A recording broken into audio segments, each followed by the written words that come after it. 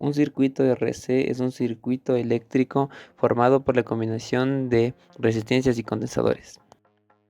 Considerando la condición de T0 cuando se cierra el interruptor, tenemos que en el circuito circula la corriente máxima para cargar el condensador. Además, aplicando leyes de voltajes de Kirchhoff, tenemos que menos V1 más el voltaje que cae en la resistencia más el voltaje que cae en el condensador es igual a cero, debido a que en esta condición el condensador está descargado, no presenta una diferencia de potencial, por lo que el voltaje la diferencia de potencial caerá en R1. Para T mayor a 0, el circuito logra estabilizarse y el condensador se carga por completo.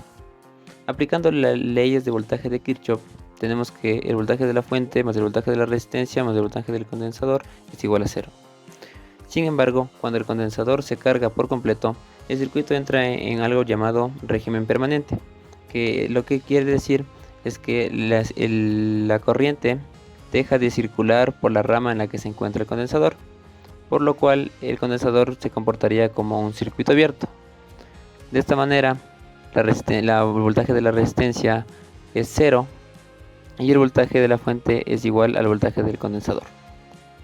Para frecuencia 0, la reactancia capacitiva tiende a infinito, por lo cual el condensador se comporta como un circuito abierto. Cuando la frecuencia tiende a infinito, la reactancia capacitiva tiende a 0, lo que se traduce en que el condensador se comporte como un cortocircuito. Con ayuda del diagrama de Bode, podemos observar de mejor manera el comportamiento del circuito RC. Se observa que para frecuencias bajas, la señal pasa sin sufrir atenuaciones. Sin embargo, mientras más se va aumentando la frecuencia, las atenuaciones de igual manera aumentan. Este comportamiento también responde a lo que llamamos filtro pasabajos, que no es más que un filtro o un circuito electrónico que solo permite el paso de frecuencias bajas.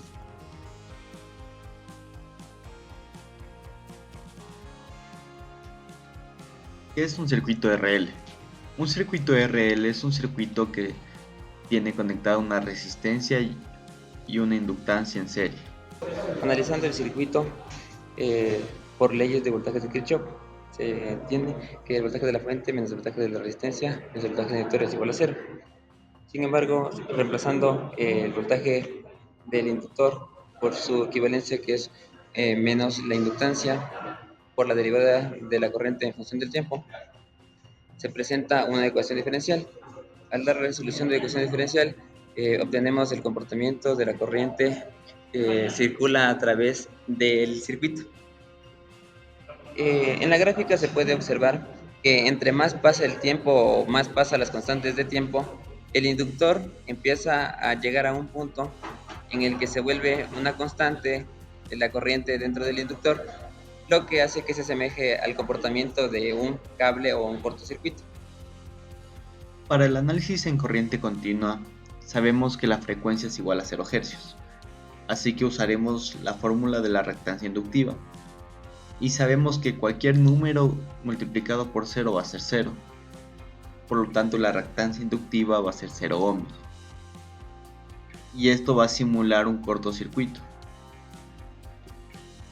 Y para el análisis en AC, cuando la frecuencia tiende a infinito, la reactancia inductiva tiende a infinito, por lo que la reactancia inductiva es demasiado alta, lo que equivale a un circuito abierto.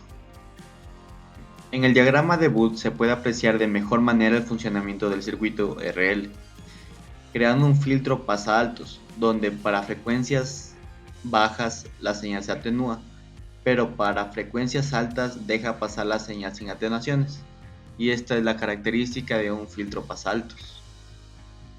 En aplicaciones de los circuitos RL se concluye que gracias a su capacidad para controlar y manipular la corriente y el voltaje, estos circuitos son vitales en una serie de aplicaciones.